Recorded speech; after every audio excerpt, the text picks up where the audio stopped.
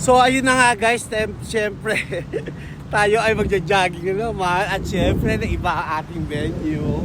So dito guys, pag naglalakad ka at nag-exercise ka, hindi mo iniisip ang mga problema mo kasi nga nasa tabing dagat ka, ganon. So sa lahat ng mga nagja-jogging o nag-exercise, dapat kasi maganda rin ang atmosphere o view nyo para nakapag-relax sa mindset nyo at hindi kayo nag-iisip ng mabuti. So, ganito ang ginagawa ko guys. Every day, pa-iba-iba ng location para at least hindi ba nakakasawa at hindi nakaka-boring. Kasi alam natin, ang pagja-jogging ay nakakatamad. Pero kung iisipin natin ang sakit natin, kailangan nating magpursige. So laban guys, 40, 50, 60. So ayun na nga guys, syempre dito naman tayo ngayon sa ginagawang daan ng Sharjah. At nakikita nyo guys na napakaganda at asensado na itong Sharjah, UAE. So nandito ako sa bagong daan na walang dumadaan at safe na safe ako.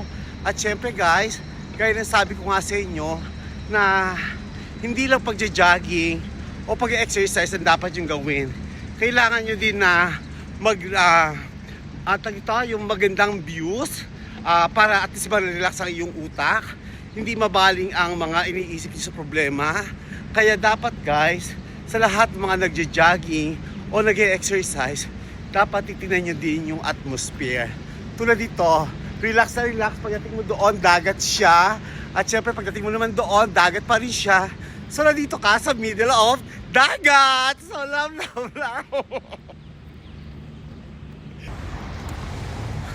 So, ayun nga, syempre, dito naman tayo ngayon, guys. Sa Mariam Island, itong isang isla na tinayuan ng mga buildings na residential para at least maging private siya na kaharap ng sea view. So, makikita nyo guys dito, napakaganda ng Mariam Island na kahindik-hindik talaga ang pagkatayo ng mga UAE na talaga kaya sila ang nangunguna sa buong mundo na may pinaka-safe at pinakamagandang lugar sa buong mundo. Tulad itong Mariam Island, makikita mo ito sa gitna ng dagat.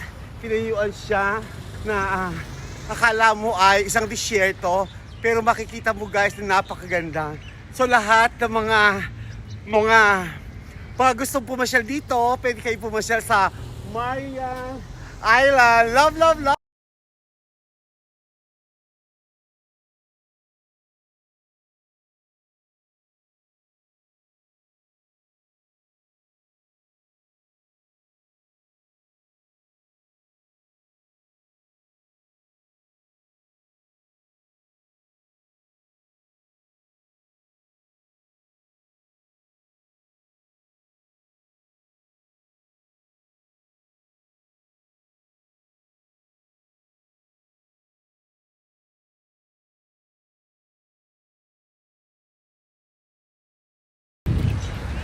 So gaya naman sabi ko guys, na pag kayo ay nagja-jogging at nagmo-motivate ng inyong sarili, yung mga health conscious, pumasyal kayo, tingnan nyo maganda ang mga ambience dahil syempre nakakatulong to sa ating kalusugan dahil ang ambience, kaya nga tayo nai-stress dahil sa ambience.